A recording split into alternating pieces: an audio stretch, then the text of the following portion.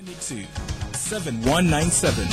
Your views, our interviews on Spectrum Radio 1 FM 90. A very warm welcome. This is Spectrum on Radio 1. I'm your host, Edmond Kizito. On Spectrum tonight, we are going to be looking inside of Parliament. What issues are making headlines and dominating debate? Well, some of the issues, the anti-corruption crusade. Ugandans are marking the anti-corruption week this week with the aim of reinvigorating the fight against theft and misuse of public resources. Inside of Parliament, the anti-corruption crusade continued to focus on the minister in charge of the presidency, Honorable Kabakumba Masiko. We'll be talking about that. The Burundi war debt compensation. This week it emerged that Uganda had paid $14.5 million to Burundi to pay for assistance rendered by that country to the then rebel outfit, the NRA. We'll talk about that. We'll also talk about something else. What is that? They call for a referendum on federalism. The Uganda Federal Alliance has proposed that Uganda should have a referendum on a change of the political system, with a question being put on the viability of federalism. We're going to be talking about this. A cross-section we have had of legislators are now considering holding a discussion with the Uganda Federal Alliance of Honorable Bettie, Kamya, since it will require a parliamentary effort to have a change of system. We're going to be talking about that. We'll also talk about the Health Week. Parliament has been holding a Health Week, offering free services to the members of the public. Our guests tonight, Honorable Vincent Mujuni Kyamadidi, Rwanpara County MP. You're most welcome, Honorable Kyamadidi. Yeah, thank you. Good evening, listeners, and I'm glad to be here for the first time. We're also joined by Honorable Bettie Kamya, President of the Uganda Federal Alliance. You're most welcome, Honorable Kamya. Oh, thank you, and good evening, our listeners. We expect to be joined by Honorable Sebalu, Mike Kennedy Sebalu, Ugandan representative at the East African Legislative Assembly. Honorable Kamya, the anti-corruption crusade. This week we're marking the anti-corruption week, trying to reinvigorate the fight against theft and misuse of public resources. Now, we know that inside of Parliament, the crusade has continued to focus on her Honorable Princess Kabakumba Masiko, the minister in charge of the presidency, being accused of illegally acquiring UBC equipment to set up or to help with her private King's Broadcasting Services in Masindi. Kabakumba says she did not do anything wrong, but a group of MPs are already instituting censure proceedings against her. Is this what do you read in this? Were you shocked when you heard about this, and what do you say about the censure motion? Well, I was shocked that the minister could donate to herself public property in the manner and continue, walking with her head high. It goes to show how corruption has eaten the very fiber of this country. It's a way of life. It is a way, very regrettable, but corruption is a way of life. Fortunately, it is not MPs who went after her. It is not people with the political agendas to bring her down, in quotes, who went after her. It is a government institution that uncovered this. And so, of course, there is a very big case to answer. We are watching. Kabakumba, of course, is trying to play innocent and brave. But what I would like, for me, what I would have advised, really, is for Parliament not to rush with the censure this week, but to wait for the investigations. I mean, if she has had them... Is it because she's a woman you want her to stay in cabinet? No, I don't want her to stay in cabinet. I'm just saying, let the whole picture come out, so that you censure somebody when we all, even us outside, we are interested in the whole picture. I'm not saying... we are interested in the whole picture. It makes it will throw out any excuses of witch hunting, of politicization of everything. By the time, I think Moses Ali just asked for a couple of days and said the investigation will just take a couple of days. So you have enough confidence in our systems? The investigation will be conclusive, but she'll be found. Well, the truth will come. Well, I'm not. No, I'm not. But let it get finished. If it's flawed, it will be unmasked. Well, obviously you have a lot of trust in the systems. No, I don't have a lot of trust in the systems. But if I send you to bring me 2 kilos of sugar, and you say I brought 2 kilos of sugar, I will wait first if I don't trust you. But I can't say no. I know you'll not bring 2 kilos of sugar. I think there are benefits of doubt. If the investigations are not flawed, they will be unmasked. Somebody said, I was listening to a discussion this morning, and someone, a prominent citizen, was saying that most times with corruption, you don't really need to wait for evidence because you are going to mostly rely on circumstantial evidence, but investigations. But I think the thing was unearthed by police, wasn't it? And if somebody says, just give me a few days, they'll finish it. Files will not get lost. Honorable Kyamadidi, what's your reading of this? Yeah, thank you very much again, and welcome my president, Honorable Kamya, and my sister. First of all, the issue on corruption has become so broad that even when you begin to define what you're talking about, people may not understand you. Me, I would not buy your idea, Honorable, because corruption, now that, like you say, it has eaten the moral fiber of our society, it is now a moral question. The other day when we were asking this issue of the bicycle scandal, we were very quick to say Kashaka and group, although the investigations are still going on and everything, and police and DPP are taking on this, we said please step aside. And those are civil servants. And in the standing orders, the regulations require that if there is any claim of fraud of any sort, please step aside and investigate. Why don't we think our politicians should have it as their moral obligation to do that, simply? And in any case, by the way, it would not even raise a lot of dust if they stepped aside, because they will find them innocent or guilty, and there we shall start from there. But now, when you insist, it means like you are really hiding something. I want to give you an example. It is good, it was even the New Vision, the government paper, which is, by the way, highly censored, I must say that, and highly edited. But released that with photos. This is a mast, this is a transmitter, this is a microphone, this is found in a radio, King's FM, and as we talk now, it is not on air because whatever it was connected on was disconnected. And now we are saying, for heaven's sake, you have owned 75% shares. Though you may not have influence using your office, be aside. But now you see this is a minister who is in charge of presidency, which presidency controls this country, and you say she should stay on. I can tell you, without fear or favor. Stay on, really. I was just saying. Yeah, I can say without fear or favor that as we talk now, she has moved to every office, and we have evidence. We are following her up, including the registrar of companies, to influence backdate. But some of these people can stand on their arm and they say, no, we can't. We have data. She has 75% shares. She has actually even been going to the commission, Uganda Commission of Communication, to say, please make sure in the rights I don't surface. When police went there, the commissioner said, no, we cannot hide anything because this is open. And by the way, you live in a glass house. You don't throw stones. You know, she was in the Minister of Finance, and she sacked the board. Of information. And she sacked the board. And I am sure in this board she could have stepped on someone's toe. I imagine this information should be from inside. So there is no one who is going to protect Kabakumba whatsoever. We can protect her now, but the truth will always come out. To be honest, I'm not very strong on that. I mean, I don't want to say I'm saying. And as for Parliament, yes, I can get out of it. Yeah, really. yeah. And as for Parliament, I just want us to be. People are saying we are fighting wars. We are not fighting any wars. But I'm a member of Public Accounts Committee.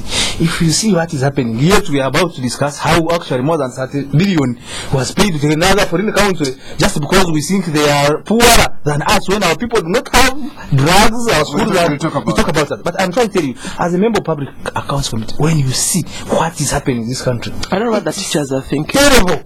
Someone shifts the burden of proof to you who paid because you paid. But I can tell you, someone who has paid 8 billion, then that was not enough. They increased it to 21. That was not enough. 42. That was not enough. By stroke of a pen. Yes. Just a stroke of a pen. People sit in their air-conditioned offices like this studio and organize how to steal money.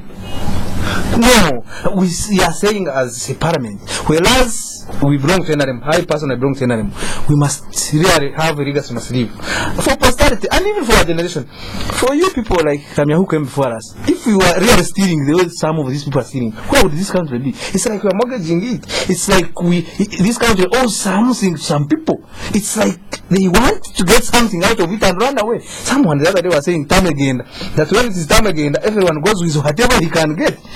And you know, I wrote an article. It was in 2008, and I raised some issues. And I said, "Where is your heart? Is it in Uganda?" Yes. And for that, I have got I was taken to jail. Yes. And I'm in court for asking. Because of writing an article. Where is your heart? Is your heart in Uganda? Listeners, this is Spectrum on Radio 1 tonight. Inside of Parliament, what issues are making headlines and dominating debate? Our guests, Honorable Vincent Mujuni, Kyamadidi, Rwanpara County MP, Member of PAC, Honorable Bettie Kamya, President of the Uganda Federal Alliance, and Honorable Mike Sebalu, Ugandan representative at the East African Legislative Assembly, has just joined us. We most welcome Honorable Sebalu. Thank you very much, our moderator, and may I say good evening to the listeners and the viewers, those that are following it on the net. Well, it's good to have you back. We've missed you for quite a couple of weeks. Honorable Sebalu, let's talk about corruption. Honorable Kabakumba Masko, ex-minister for information, is found is allegedly stole UBC equipment. What does this tell you about what's happening in this country? Thank you very much, moderator. This story of the minister in charge of the presidency and formerly holding the portfolio of information is rather a disturbing piece of information, but it is still a subject of investigations. One of those who believe that it's good to follow the due process of the law in terms of investigating and getting to the crux of the matter and be able to let the law take its course. But if it is found to be true that the allegations are right, then it is a very disturbing episode, given that she was the supervisor of the sector. That makes the case quite interesting, given that she was in charge of the sector, and there are other investigations in the same sector regarding the board of UBC. So it looks like we are going to get quite some very interesting episode around the UBC, because there are issues to do with the land, there are issues to do with a hell of other things.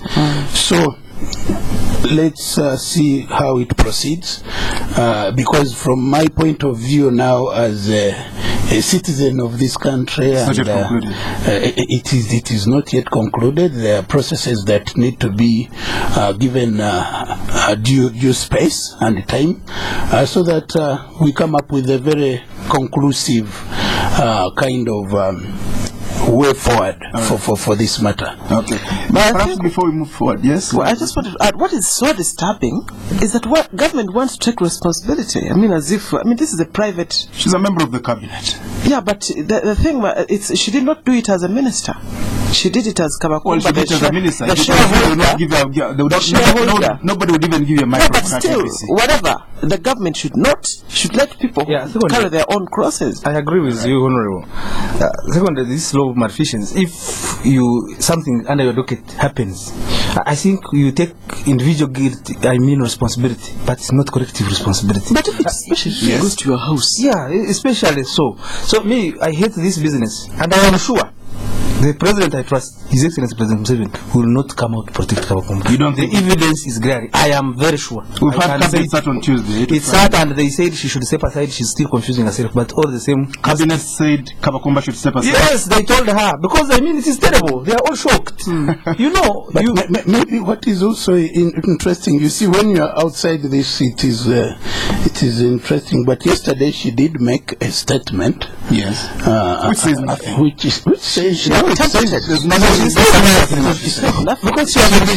Because the statement began with a serious attack. No, she was dismayed and she was surprised also. So she put her side of the story on the table, And that's what is going to make the investigations quite interesting, because she denied outright in that statement. So for the record. And there is no way you can say she's guilty now when she put up her statement that denies. So at the end of the day, the investigations, the Ugandans will be waiting for the outcome of the investigations. And I think that will be appropriate. We are in public court.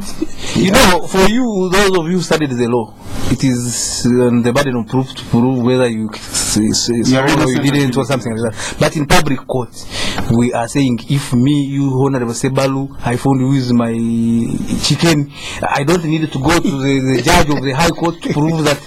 That's where actually we have problems. Somebody made a statement this morning.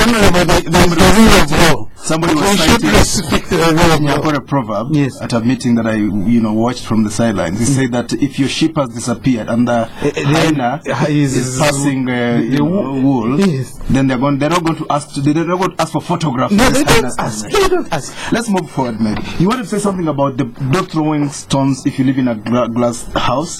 She sucked the ball. Can you give us something very briefly on that saga? What could come out of that? Yeah, first of all, and the land issues, UBC. Yeah, the land issues. Of course, a lot of things are happening. Interestingly, like Honorable Sebalu said, the UBC saga is going to unleash a lot of terror to even those who started it. And Down said that if the misery of our people is not by nature but by our institutions, then great is our sin. I am telling you, if you look at how much money is injected from this country to UBC, the taxpayers' money, but how much value is actually got out of that, then you realize that we are losing a lot. Now, why I was saying so, I am not surprised that Kabakomba is facing this, and she's not the only one. Others are also coming on board. And you think other ministers still have done things like that? Wait for that moment when it comes. I tell you. And we are there. As long as we are still living. The other day I said God these days is not sleeping. He will expose all of them. He's awake. Let's talk about something else. Honorable Kamya, the Burundi war debt compensation. This week it emerged that Uganda had paid $14.5 million to Burundi, paying for assistance rendered to the government, the country, by the then rebel NRA. It emerged that the PAC, Public Accounts Committee, Honorable Kyamadidi sits on that committee, that the commitment was paid when these people were still in the bush. What do you think of this? I think that the two actually are not completely isolated. You know, the two things that we have been discussing. The princess and the... Yes, they are not completely isolated. And for me, by nature, I'm a bigger picture person. Yes. I would like to look at the bigger picture. Because this corruption, which started, by the way, you know how we fought this war, robbing banks, taking people's vehicles. It was okay. Someone would say the end justifies the means. Exactly. So if the end justifies the means, if you start by robbing banks and you think it's okay, and that means if you want something, just go and get it. What did you expect the rebels to do? To grow cassava and sell it to make money to buy guns? Is that what you expected? No. But then it grew. And what I'm talking about is the corruption, the mentality, the corrupt mentality. For me, the bigger picture is that things like corruption, and I've said it before, these are consequences, but we never ask the cause. We deal with each product, offshoot. It's like popcorn. Whichever pops out, you jump for that. Whichever pops out. The other day it was Kabakumba. The other day it was bicycles. We deal with now, because the kitchen is hot now. What should we do? Go preach harder. We should go to the big picture and ask what really is the problem. What is the big picture? Talk to us about that. The big picture, I've said it before many times, that we are employing a system of governance which was exploitative from the beginning. I am telling you, when the Muzungu established this system, he did it to exploit. And this system was designed to exploit. And the Muzungu was the first exploiter, and anybody who has stepped in State House has been an exploiter until we change the design of State House and reduce power from State House. If the NRA got money to pay for a bush war that liberated this country, that's subjective, I know. Should they get money to pay for it?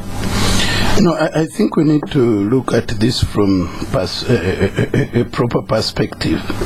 What is only disturbing is that at the end of the day you find that maybe money never reached where it was supposed to reach. But personally I don't find the principle to be a big problem because we have even the Ruero claimants. These are people, I supplied cassava, I gave this, I gave that, and in principle they should be paid. We've taken it on, and it's been going on since the government came to power. I think what we should look at is proper systems and channels of delivery so that it is not subject to abuse. So to me the principle, let's not even talk about where the money went. Let's talk about the root principle. Yeah. Compensation. If we came into power using a certain means, you've accepted us, then you really should accept our methods of how we came to power. And this is not the first time. You remember that even Tanzania in 1979 we owed them money. We owed them money for the help they offered. So there is a precedent in terms of the background. And it's not a new thing, it's not been invented. But the Tanzanian case was handled properly and you don't hear any problem regarding it. But definitely there was compensation that was given to the government of Tanzania. So given that it has been done before and done well, we should follow the precedence of doing it well. So the question that is disturbing me is to get to a level where money is not released, it doesn't reach. I think that is an area that needs to be put right, and the culprits also need to answer for their failure to fulfill their obligations in order to do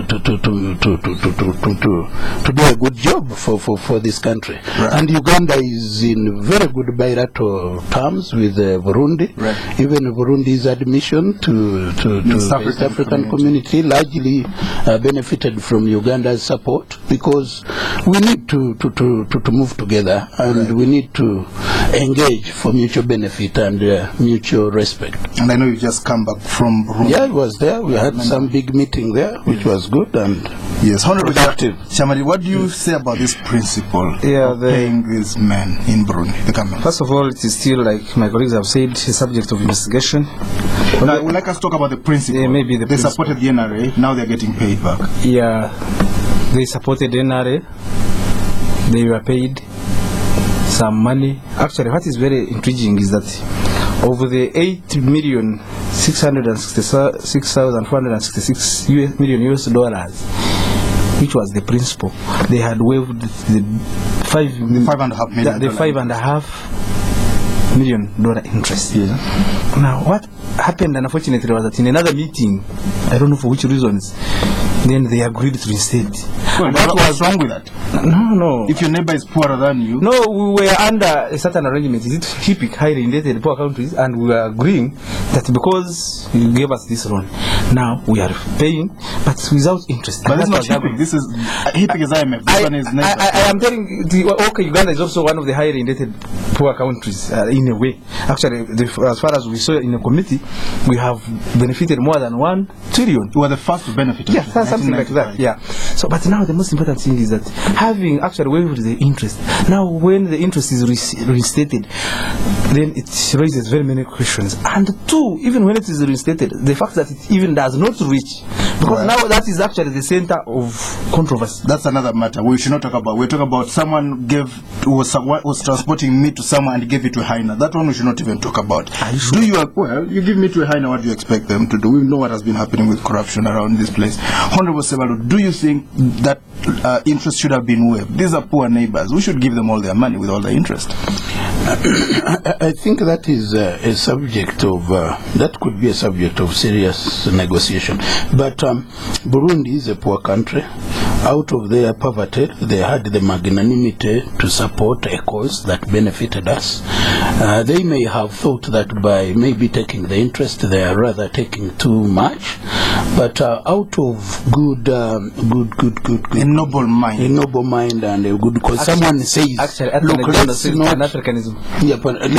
let's not deny them, because this was money from a poor country being held for a long time, and you are paying at a later date. You say, look, money has value, and if it's been on for a long time, definitely it makes a lot of economic sense to give to allow them the benefit of getting the interest. Right. But the problem is, why don't someone who is executing not doing it? If we talk about that, the spirit and the letter, that is what is disturbing. But the whole idea of saying, look, one good turn deserves another. Let's not deny your interest. Your money has been lying idle without. Let's give you the interest. Let's give the interest. And so Burundi's economy. and Burundi's economy. It's a very small economy. It's about economy. 1/8 of the Ugandan economy by GDP market prices. This is Spectrum on Radio, and tonight inside of Parliament, what issues are making headlines and dominating debate? We've been talking about the princess and the masts. We finished with that. We spoke about the Burundi war compensation. We're going for a break. When we come back, should we have a referendum on federalism? And we have the Queen of Federalism in the studio. That's my own title. We'll be back. We'll talk about it. Do stay tuned. Wife mentioned, he's a true man. He's ambitious, but understands that he has responsibilities to more than just himself, and he works hard to meet them. In the beginning, he was tough, but Richard never gave up. With time, his dream has grown into a radio station. He has given a voice to great ideas, reaching many of his listeners, helping them achieve their dreams. Today, Richard is doing well, thanks to his principles: hard work, trust, consistency, quality. But Richard never shouts about his success. He's just who he is, special. So here's to more like Richard, who make a difference, who enjoy Now Special, the rich, satisfying taste from the sauce. Now Special, you've earned it. Not for sale to persons under 18. Is your internet provider turning your world upside down? Broadband Company offers fast and reliable internet solutions. And for the first 100 subscribers this month, we offer zero connection fees. Save up to 400,000. For more information on these offers, call toll-free 0800 222 111. Broadband Company, more than you expect. Spectrum on Radio 1 FM 90 is brought to you by Stanbic Bank. Welcome back. Welcome on Spectrum tonight inside of Parliament. What are the issues making the headlines? The princess and the masts, that one is dispensed with. Burundi war debt compensation, we're done with that. If we pay Tanzania when they helped us get rid of Amin, we should pay Burundi as well with interest, because it's a poor country and a good neighbor. The call for referendum on federalism. The Uganda Federal Alliance proposed that Uganda should have a referendum on change on the political system, with a question being put on the viability of federalism. A cross-section of legislators are now considering holding a discussion with the Uganda Federal Alliance, since it will require parliamentary effort to have a change of system. Now, one of our guests tonight, alongside Honorable Vincent Kyamadidi, Rwanpara County MP, and Honorable Mike Sebalu from the East African Parliament, is Honorable Bettie, Kamya, President of the Uganda Federal Alliance. Honorable Kamya, do you think this country really is ready for federalism? Oh, what a question. That's what I've been saying in the last 2 years. I went around the country saying just that. I gave up my position in Parliament to be able to say just that. And we formed Uganda Federal Alliance to make sure that we change the political system. I don't just think. I have gone a long way to put steps. My colleagues and I have actually gone a long way on that line of actual implementation of our wish that Uganda becomes a federal state. Define federalism. And federalism is really the system of governance. It's really devolution of power. A system of governance where power is shared between the central government and the regional governments, and in most cases the regional governments have more power. Most of the power is left. That's anarchy. The region. No, it's not anarchy. It's happening in the US, it's happening in Kenya. Kenya had a referendum last year and changed their political system to devolution of power. Former British colonies, including the USA, Canada, Australia, India, South Africa, Nigeria, and latest Kenya, as soon as they came out of colonialism, they sat down and designed a political system that returned power back to the people from where the colonialists had got it. Well, but return power. We have someone who gives us districts that we have a number. If we want more, we'll get but that more. Power is centralized. It's not a good power. And it's part of there's no power at that district. You know that there's no power at the district. I mean, it's just in people's heads. There really is no power at the district. I mean, the person who has power does not beg for a grant. They get the districts. They get a grant from the central government. But under federalism, you collect your own taxes, you take the money. Yeah. No. It is clearly specified how you share the resources, and their boundaries are clear, and the central government cannot overstep its boundaries. Briefly, before we move on, how much would the oil Bunyoro get from oil, for instance? I don't think that. Well, give us a bracket, 50-50 or what? I think that 50-50. I mean, if in a federal system, I think that the power should be shared 50-50. And the money that comes from below the ground? Everything. Honorable Sebalu. But anyway, let me correct it in a way. Very briefly, our view is that once we agree on the concept of devolution, then we should set up a federal commission, which should include technocrats, experts, geologists, historians, culturists, all those interest groups. Then they should design a federal system which is good for Uganda. It must be custom-made for Uganda. Based on tribe or what? That will be the work of that committee. Honorable Sebalu. Yeah, when you are discussing this subject with Bettie, whose other name should have a Bettie Federal Kamya. Bettie Federal Kamya, because she's really put a good case for it, and she's gone around marketing and branding it, and I want to thank her for the effort, because even the way she packaged it made it a little more attractive than at some stage, because I could see she got quite good audience in some up-country stations where hitherto that subject was a no-go area. So I thank you for the effort and commitment. Now, regarding the subject, federalism is about sharing power. It's about sharing resources and responsibilities, because that is the combination. Power goes with the resources and responsibilities. And we have shared power. It may not be real power, it may be still weaker. We've shared resources and we've shared responsibilities. But we can do better. Even along those lines, we can make more modifications. There was also the regional tier system, which people don't want to hear of.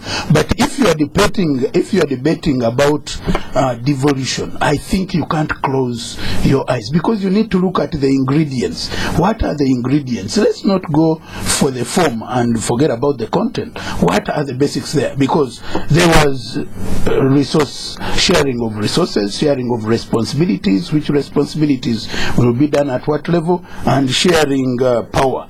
So if we want this kind of debate, then we should put everything on the table. Because if you look at the Kenyan system which you are talking about, actually it is a regional tier. If you go into the details, because the money comes from the center. They've never had implementing. No, but I know, yes, it is not implemented. Yes, but even the construction, they have put a commission that is supposed to allocate money to the different counties. They are fighting. They have put it. Okay. And so that's why, you see, when we are quoting some of these things, like we are quoting Kenya now, but look at the Kenyan thing in detail. It is creating certain regional centers of power with resources and responsibilities. And this is the kind of idea. Although the name may not have been productive, but when you look at the ingredients, and if we are going to discuss this matter, we shouldn't be exclusively against anything if we are to be accommodative. We need to put everything on table, because even the regional tier, you may not like it, but it has those essential elements that you can use to build a good case. So my view is that this can be discussed along with the other proposals, because at the end of the day, the Ugandans can decide which one is more suitable. You can't have one definition and you say we want this, but you can't discuss regional tier, you can't discuss that. You can even empower the districts, those units, and give them the resources and give them the power the way that it is, because when you go to some of these places, if you go like South Africa, there are regional councils. They've got councils, but councils which are well resourced, and they're doing pretty good work. Okay. So once we are to discuss this, we should be open-minded. We shouldn't close anything if the idea is to be productive. And at the end of the day, the people of Uganda would decide on the basis of good information, of good packaging. All right. Yeah, because some of the things we deny can be good things, but because you are biased, you end up losing a good thing. All right, so 2 ticks there for federalism. We're going to hear from our third guest tonight. Meantime, this is Spectrum. You can comment on any of the topics being discussed. You can send a question, comment or remark to Spectrum using your phone browser. Spectrum, leave a space, type the message, question or comment, send it to 7197. That is Spectrum space body message, comment, question, send it to 7197. You'll also be able to call in a short while. Honorable Kyamadidi, yes to a referendum on federalism, is it now? First of all, you know, this constitution that was made in 1995 was a good one.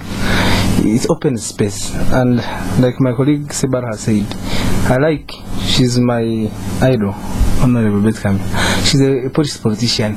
You know, in politics there is a tendency to brand that if you are NRM, then everything will always be right. If you are opposition, everything will always be wrong. And that is not the type of Kamya we know. And Kamya, I'm sure at some stage in life, you may win some of our votes. But what we are now saying is at some stage in life, because all hope is not lost. For me, and my very hope is that at some stage she may join NRM. Yeah, that's what I'm saying. Yeah, she was a good member. This is what I'm saying. She is our model. She can still come on board.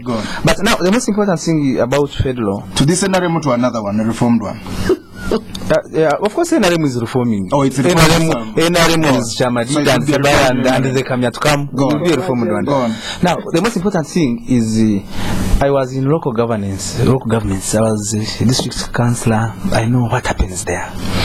Whether, Honorable Bettie, you come with federal or you come with regional tier, as long as we don't change our institutional framework, I mean, we could call it policy shift. As long as we don't have a paradigm shift, we shall have problems. I can tell you, even today, Honorable Bettie, actually those federal governments you are talking about can even be a recipe of disaster. I can tell you, for instance, now you hear Bunyoro, this thing of oil is becoming another terrible thing. Could be and it can even be another Biafra state. It can be another oil, Niger Delta. Because, you know, we are not differently. So the most important thing, I agree with you, we may have to change our system of governance, but we may also have to change our mindset. We may also have to change our institutional framework. We may have to change some of the institutions. I can tell you what the problem now is at the districts. It is not that the districts are not empowered. We have legislative powers, we have executive powers, we have even planning power. You can plan to have a road here, but do you have the machinery? Do you have the equipment? Do you have? So this is what I am telling you. So, but why did someone create a district without necessarily giving it a corresponding facility, a corresponding resource? So we can even have regional governments, but they will, as long as our institutional framework has not changed, we can still have the same problem. How do you change it? Where do you begin to change it from? Now I need our leaders to begin to be focused. I agree with Honorable Bettie that most of our leaders are not good planners, and the moment you fail to plan, they also you are planning to fail. How do you come out of that? No, our leaders should begin to understand. So should go into realities. By the way, Honorable Bettie Kamya may be having a good program. Kamya, you may have to be supported to sell your message. You know, initially people did not understand federal. It used to be, I'm sorry, I don't want to sound tribal, but it used to be like it is a biafe. It used to be a mango. Exclusive. Yeah, exclusive. People did not understand. And the moment she actually went out and she started saying it, and the attitude changed. Right. So I mean, you can have my vote if you convince me. Okay. But the moment we have federal governments, we shall have better facilities. Because what Ugandans now need is good governance, after all. Let's hear from the listeners right now. This is Spectrum on Radio 1 tonight, inside of Parliament. What issues are making headlines and dominating debate? Our number 0414 348 111, 0312 260 390, 0312 261 390. When you call in, tell us your name and where you're calling from. You can also send a message by through your phone. Send us a text message, send it 7197. That is Spectrum space message, question or comment. Send it 7197. Spectrum, hello. Hello. Hello, your name? Levy in Chereka. Marvin? Levy. Yes. I think that issue of federal, to me, I wouldn't think it should be the business people should be talking about, because we've seen countries in Africa that are operating under the federalism suffering even more than Uganda. Now, I would think people should focus more on fighting corruption, and that will help us come out of the problems that we are facing as a country. Thank you. Spectrum, hello? Hello? Yes. Your name? Hello. Yes, sir, your name? I'm Benjamin from Bukoto. Benjamin, yes? As a financial analyst, the principle is always to collect your debt as soon as possible, and delay paying their creditors also as long as possible. Now, if we have paid Tanzania and Burundi, which is okay, when are we issuing our invoice to Rwanda, DRC, and Southern Sudan? Should the parliament back on that, because we help those people to get power. And also, is Bettie Kamya still honorable? I don't know which constituency represents. Thank you. Spectrum, hello? Edmond. Yes, sir, your name? Good evening. Good evening, your name? Yeah, thanks for the guest in the studio. Jimmy is the name. Yes. Now, a number of questions there. One, federal for Uganda, well explained by Bettie Kamya, is welcome. But it only stops in the studios. A few peasants can receive it. Two, this whole idea we're talking about, compensations where money is lost. How many of those peasants who think because they wear double-colored sandals, they think they're voting the right thing, and right now they are crying? Three, if we are going to have a constructed Uganda, reconstructed for a national unity, whether federal or not, and we're going to ensure that somebody who has been around for 25 years is either given some asylum or some safe landing, because that's the worry now. Edmond, you are an elite. You know what is going wrong in this country. Obote was here, Amin was here, none of them has ever stolen. Their families are poor, as we speak. Only that the other day you saw a few of Obote's sons come to Kororo to grace this man. But inwardly, their father and son is rubbing in shame. God bless Uganda. Spectrum, hello? Hello? Okay, let's get straight back to the studio. Honorable Bettie Kamya. Yeah, first of all, I want to make this referendum thing clear. Edmond, you asked, should we have a referendum? I am saying we are going to have a referendum. We are going to have a referendum in 2010. Because the 2015. 2015. Why wait for such a long time? Because the Constitution says that if you want to change a political system, you hold a referendum in the fourth year of the term of any parliament. So if it is not 2015, it will have to be 2020, 2025, or 2030. It is clear. Right. And all you have to do to have a referendum is to get signatures, 10% of registered voters in 2/3 of districts, and take your signatures, petitions to the Electoral Commission. Once you get your signatures, the Electoral Commission has no choice but to hold